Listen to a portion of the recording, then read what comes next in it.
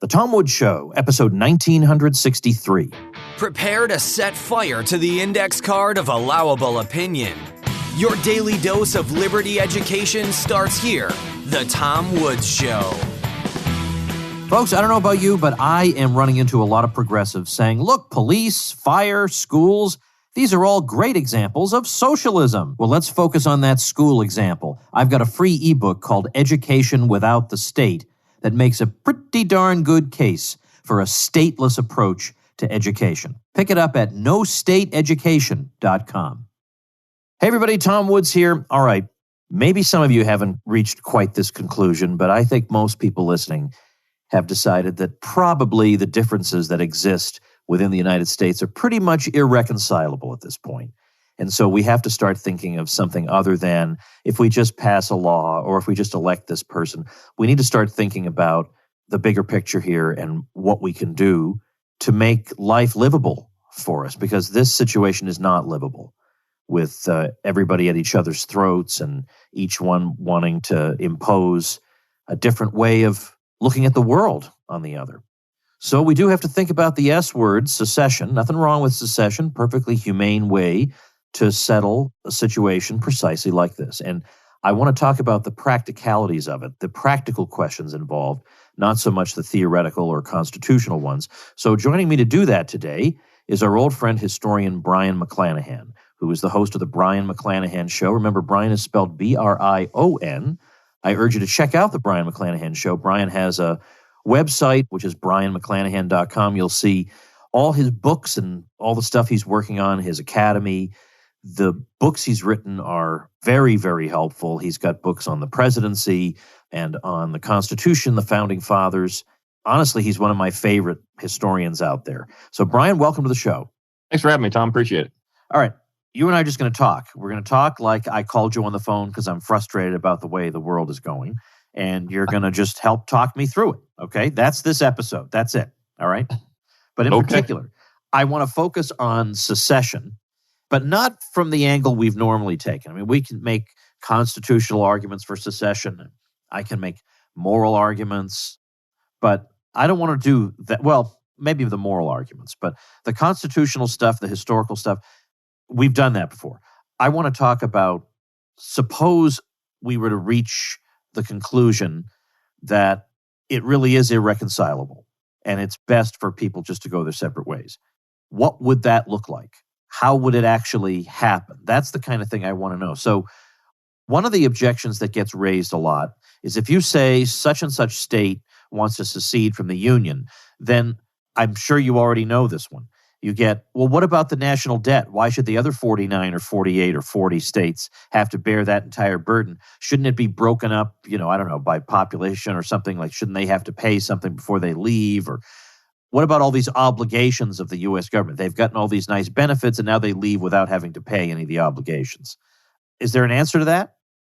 Well, I think so. I mean, I think one way you could look at that is, number one, first of all, there would have to be a negotiation in that way. And we know that this happened in 1860 when South Carolina left the Union. They sent commissioners to Washington, D.C. to try to purchase federal property, including Fort Sumter. So they were already there thinking about this problem. Okay, we've got these federal forts, we have arsenals, there's federal property. Let's try to work out a way that we can make some payments on this or buy it outright, however you want to do it, so that we can solve that problem. But on the other hand, I mean, if we looked at it simply by population, that's saying, well, the national debt is X amount of trillions of dollars. And so everybody that's in the state has to pay, $30,000 a head or something like that. They have to absorb that debt.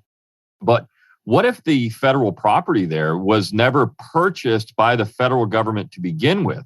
What if that property was simply given to the federal government by the state? And so would that property then be the state's property that's leaving? Would the federal government have to purchase that property from the state? I mean, there are many different ways to think about this. I think there would have to be negotiations somewhere as far as the debt. Would the state be required? Could you divide it by 50 and say, okay, well, this state's leaving, so we'll take the X amount of quadrillion dollars, which is going to be before too long, and we'll take that on? Or how are we going to work this out? But I think it would have to be negotiated. That's something that was already thought of in 1860. And I don't think anything's really changed. Would the federal government be willing to negotiate? That's the question. They weren't in 1860.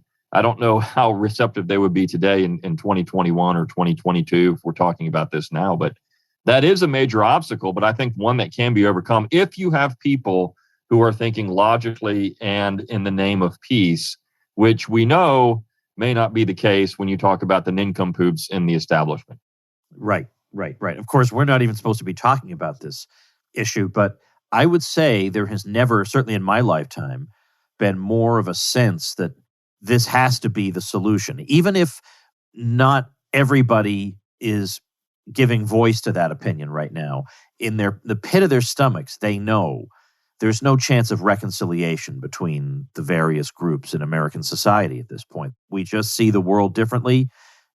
Some people want to lord it over others, and others don't want to be lorded over. And there's really no way to reconcile that. Now, another problem that arises reminds me of something I asked you on a previous episode. I said, suppose you have a case where there's a country and there's a part of that country that wants to secede, but we know for a fact that they want to secede for the express purpose of oppressing some portion of its people. Do we allow that secession? Now, the problem with do we allow that secession is as soon as you start saying, well, we can't allow that, then they're never going to allow any secession. They'll never find it to be sufficiently pure. But your answer was, as I recall, we solved that problem with more secession, not less. Mm-hmm. And I think that may be the answer to the question I'm going to ask you now. What about the different red parts of blue states? You know, there are blue states where there are parts of them that can't stand the big city that rules over them. I mean, upstate New York didn't like Cuomo from the start. So that would be an issue there. There are parts of California with a lot of normal people, parts of Oregon with a lot of normal people. And if they secede, they're going to get even bluer and crazier. So is the solution that the red parts ought to break off from the rest of the state? And red parts, by the way, I don't just mean like Republican Party voters. I mean anybody who just wants to live his own life. Right. You mean normal people, as you said. Normal people, yeah. It's normal people, right? We'll have the normal people republic. I think so. I mean, look, why do we have to have states that are this big and from this mile to this mile, it has to be this state?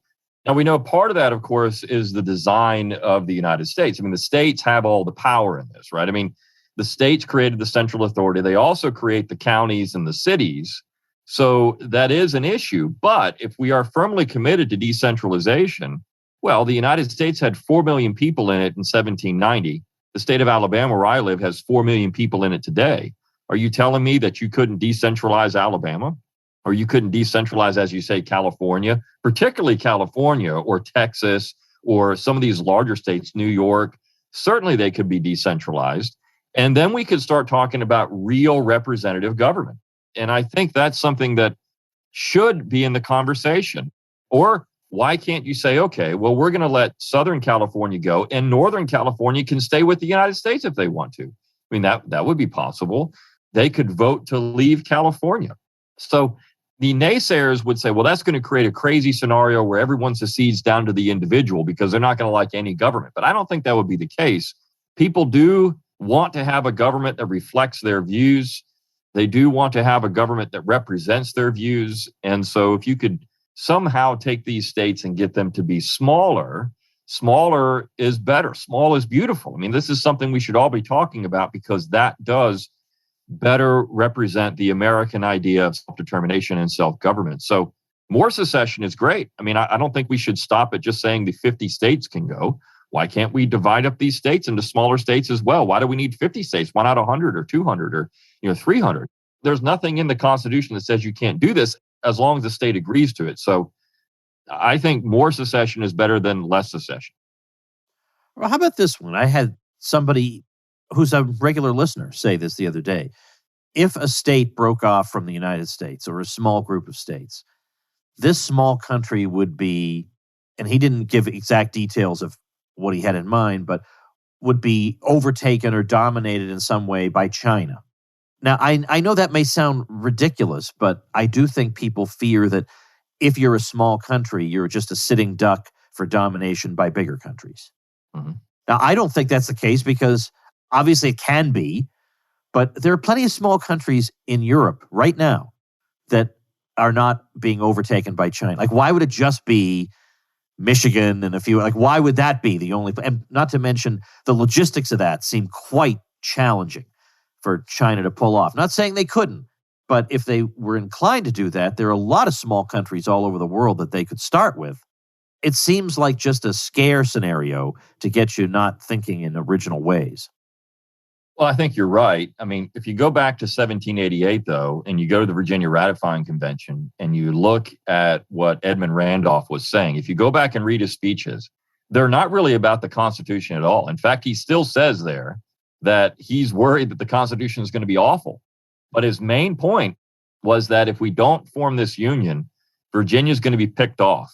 Essentially, this argument that you're making. Well, France will come in and they will form an alliance with some state, and then Virginia is going to get into war with France or Great Britain. Take your pick. I mean, those are the two bullies at the time.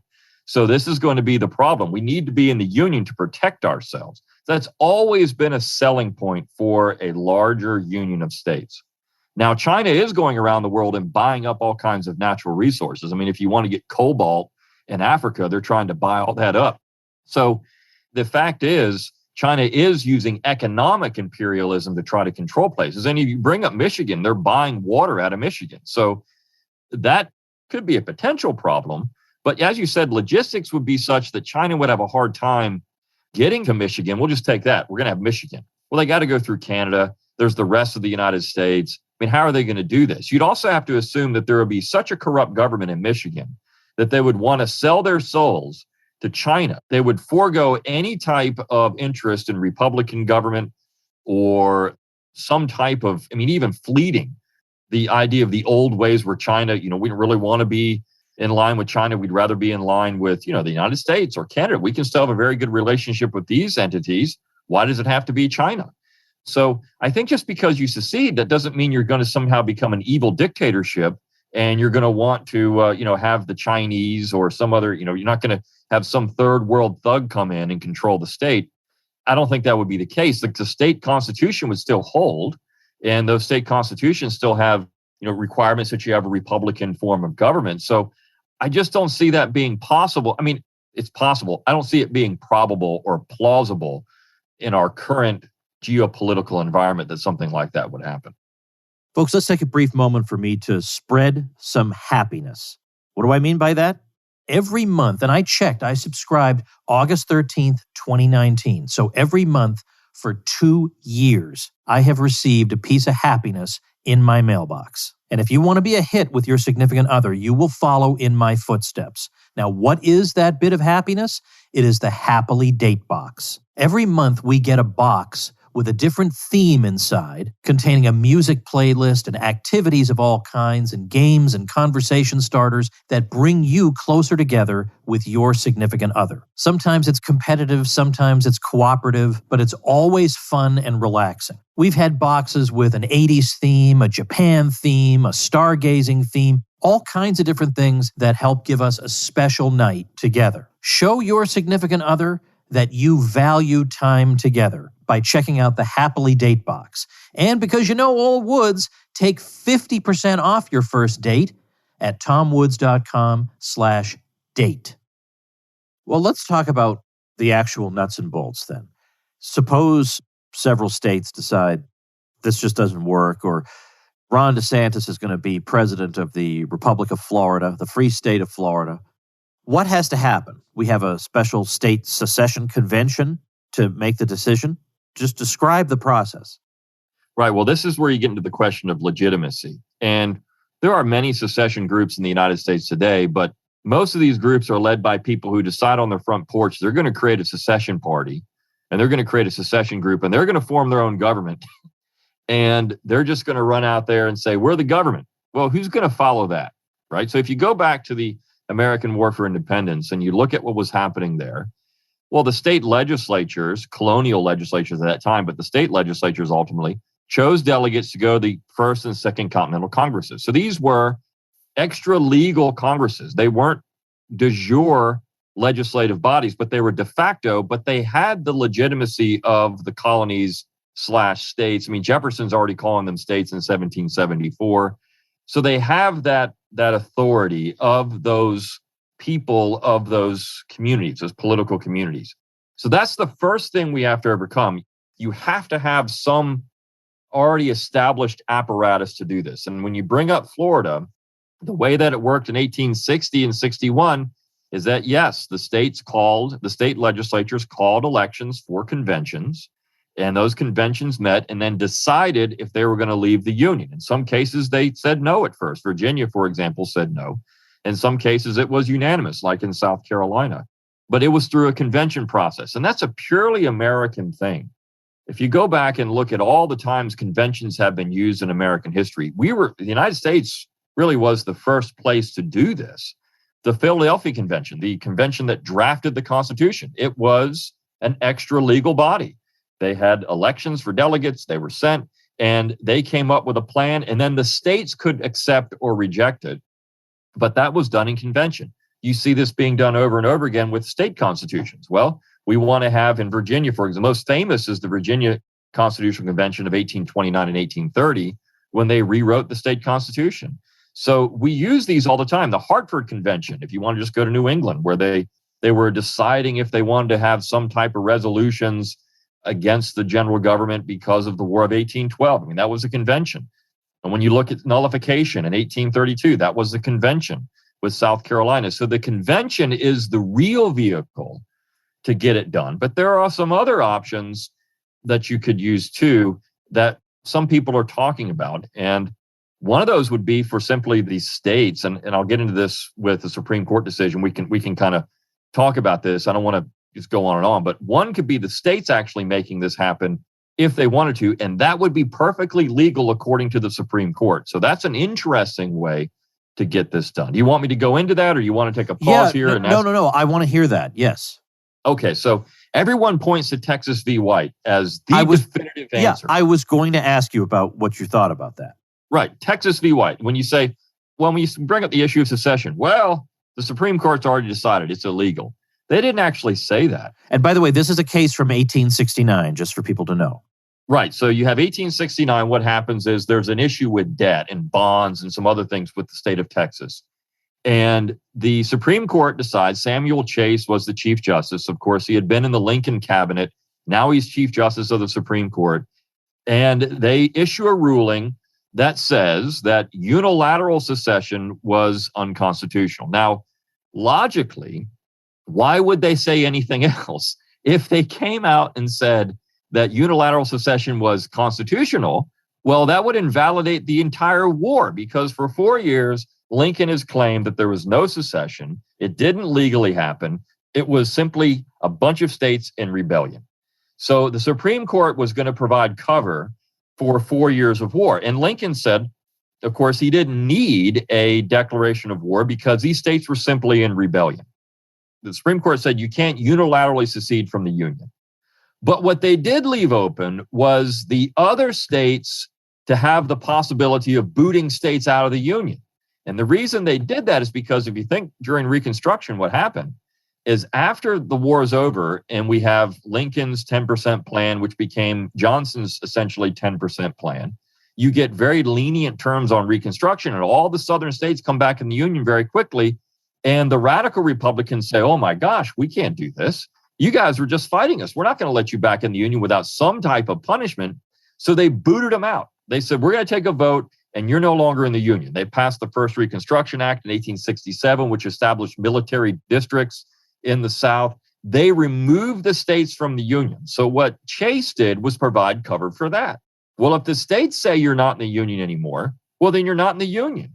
So what could happen is that, let's say enough red states decide that they don't like California. California is a problem.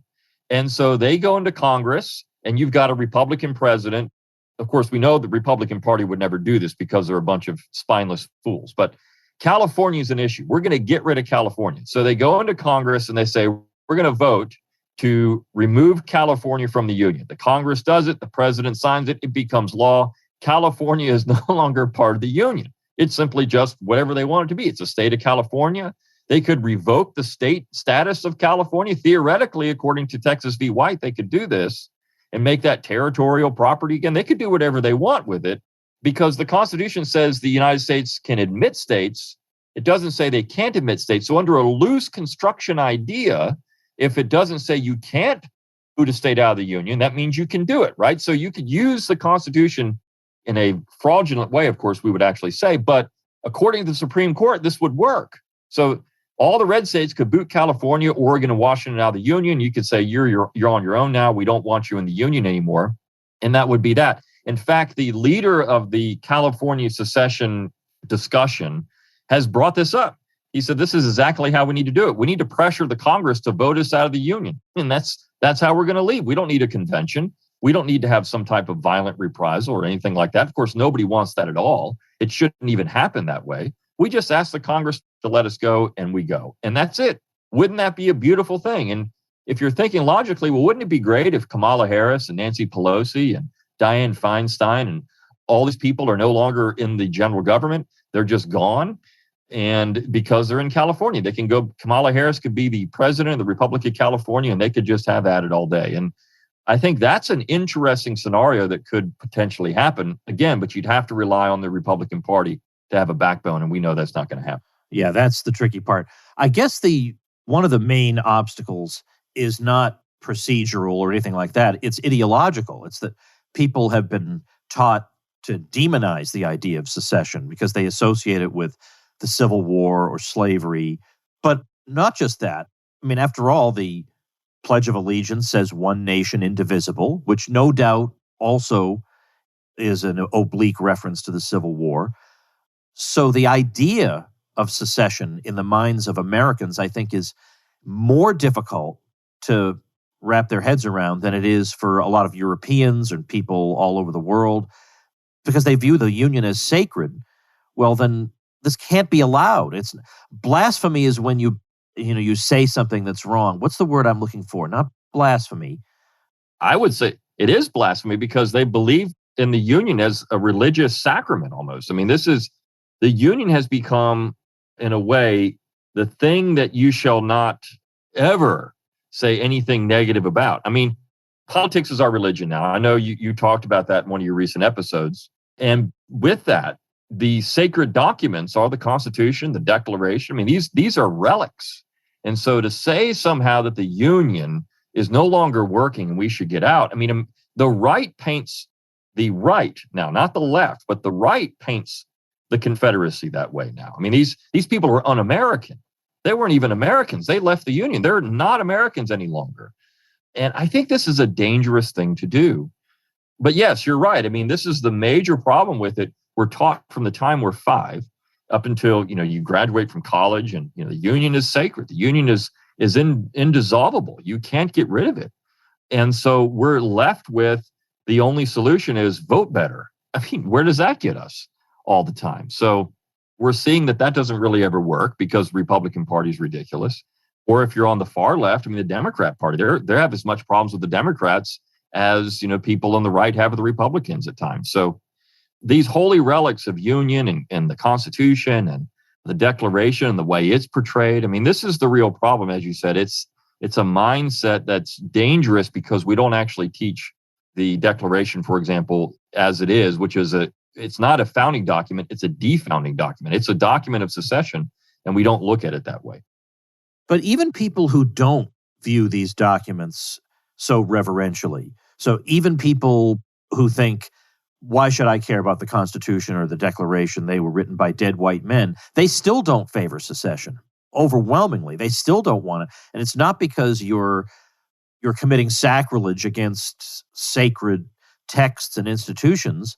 It's just because, doggone it, the natural order of things is for us to rule and you to sit there and take it.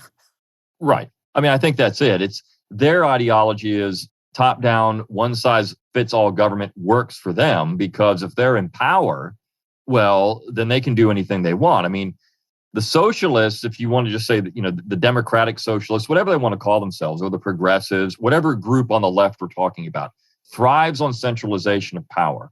So that is a real problem. To get those people on board is going to be hard. It's also going to be hard to get the neoconservatives and the Straussians and all the people that are certainly interested in this proposition nation, Gettysburg Address myth. That's another whole group that you got to deal with. They're on the right. So you've got two real factions that are creating problems. And I think the way you persuade those on the left is, well, look, Michael Bolden is so good at this. They'll say, well, what about issues like, take your favorite leftist talking point and say, well, do you think that that's working for you? I mean, is this really, or could you potentially in your state have it better if you just controlled your own state? I mean, think of Mitt Romney. When he was governor of Massachusetts, you had Romney Care, right? It was universal health care. You had that. Or even think about the recent Supreme Court ruling knocking down the eviction moratorium of the CDC. Gavin Newsom went out to social media very quickly and said, this doesn't affect us because we've got our own eviction moratorium in the state of California. So you can't evict people here anyways. It doesn't matter what the United States government says. So the left loves federalism. It works for them. Wouldn't it be better if they could have all their leftist dreams or little socialist utopia all over North America and little states? They could have it, and Bernie Sanders could have his little socialist utopia in Vermont. It would be great. And then the rest of us could be free from all that stuff. I know the tyrants don't like it, but I think there's enough logical people that you could say, wouldn't this just be better for you? If you want your leftist dream, you could have it. And, Kirk Sale, who is he's a founder of the Middlebury Institute. I love that guy. Yeah, he's a leftist. He is a hard leftist, but he's a pure secessionist because he wants to have a left-wing utopia, essentially. He doesn't like all the stuff that we don't get because there's too much compromise in D.C. Couldn't we just get our own little green republic, in Vermont? And, Thomas Naylor, who was a lefty up there in Vermont and, of course, died, unfortunately, several years ago. But he was really interesting to talk about with secession because he's a leftist. And that second Vermont Republic had a lot of support. So the lefties could like it. You just have to sell it to them in the right way. And I think all of that comes down to education. I say this all the time. This is a long war. You and I might look at this and say, yeah, it's clear to us. This is so easy to think about. We've got all these little dictators running around out here saying we have to do X, Y, and Z. And people have gotten worse in the last 18 months about this. So wouldn't it be better to have real people, have real places, and we could all just kind of live and let live? And you want to do this, you do that. You don't want to do this, you do that, whatever it is. But you've got to persuade a lot of people that this idea of decentralization, federalism, whatever, secession, which is the ultimate extension of it, this would be better for Americans if we just thought how this could actually be a peaceful solution to our problems instead of a violent solution to our problems. And I think that's the key to it all. And of course, as you say, education, if you could just say to these folks, you can have exactly what you want right now. It doesn't have to be a pipe dream you have to wait 50 years for or that you won't be alive to see. You can have it next week. And the way you go about it is through secession or through allowing the secession of others. And it's true that the true universalists who want to lord it over everybody won't be satisfied with that.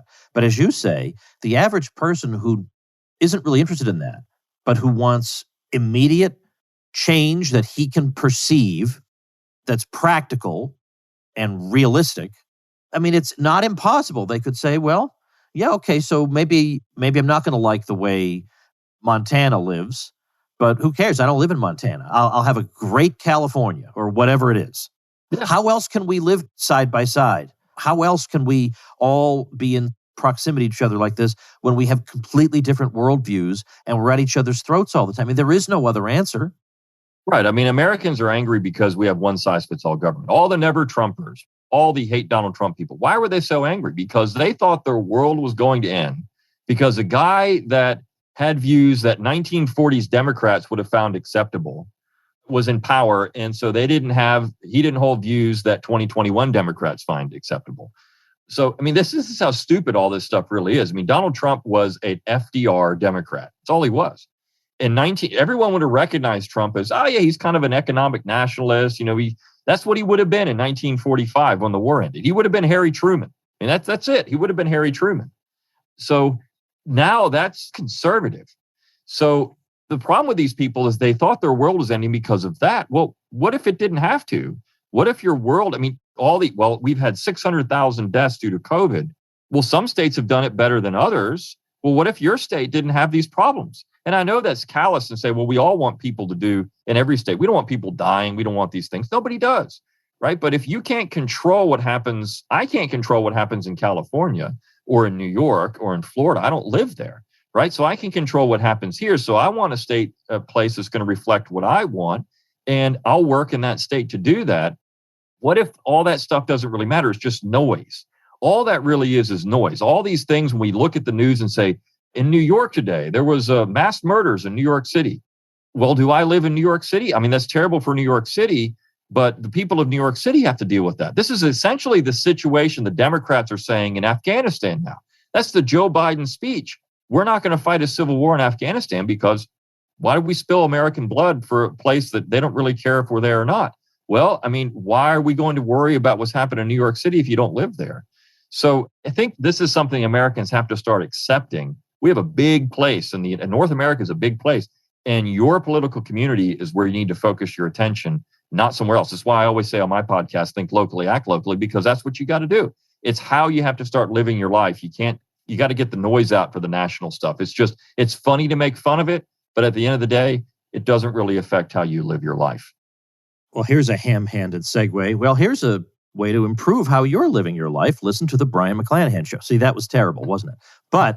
But the sentiment is undeniable.